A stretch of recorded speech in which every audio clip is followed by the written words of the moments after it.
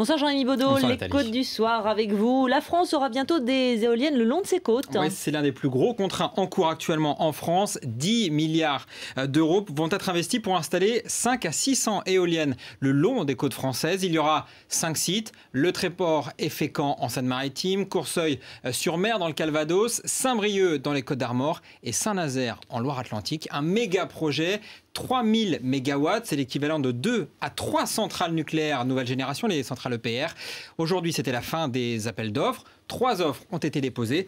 Et bonne nouvelle, les groupes français sont en force. Ce seront justement donc des éoliennes made in France, 100% françaises? Alors, rien de sûr pour l'instant, mais les Français ont mis le paquet avec beaucoup d'alliances. En gros, il y a 3 grandes candidatures, GDF Suez, EDF et l'Espagnol Iberdrola, qui ont fait, vous le voyez, des alliances. Alors, sans rentrer dans les détails de toutes ces alliances, en gros, ils se sont liés pour construire ce projet. Beaucoup d'entreprises françaises sont présentes. L'idée et l'enjeu de ces éoliennes en mer, c'est aussi, au-delà de l'électricité évidemment, de créer une filière industrielle française, de créer des usines d'éoliennes en France, donc des milliers d'emplois à la clé. Alors pour l'instant, il faut le dire quand même, notre pays est plutôt à la traîne sur cette technologie. La plupart des éoliennes installées en France sont allemandes. Ce sera donc l'occasion peut-être de développer une filière française. Alors, est-ce que la France peut donner un coup de pouce au projet français? Eh bien, théoriquement, non. Ça s'appelle du favoritisme. Mais dans le cas présent, il y a une petite astuce. Paris demande aux industriels de construire leurs éoliennes sur place, du Made in France qui frôle donc le favoritisme.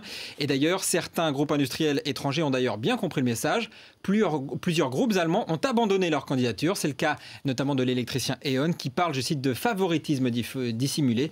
Le seul problème pour Paris, c'est qu'il ne faudrait pas ensuite se faire taper sur les doigts par les organisations du commerce et notamment Bruxelles pour justement favoritisme. À suivre. L'écho en plus ce soir, c'est la question grecque, Jean-Rémy, qui n'est définitivement pas réglée. Et pire encore, les négociations entre la Grèce et ses créanciers se passent mal. Les discussions entre la Grèce et le secteur privé pour sauver le pays n'aboutissent pas. La conséquence, c'est plutôt une mauvaise nouvelle pour toute l'Europe. En cas d'échec, il faudrait trouver à nouveau plusieurs dizaines de milliards d'euros pour aider la Grèce. C'est pas moi qui le dis, c'est Christine Lagarde qui aujourd'hui était à Berlin. Christine Lagarde, patronne du FMI. Merci beaucoup Jean-Rémy Baudot. Merci.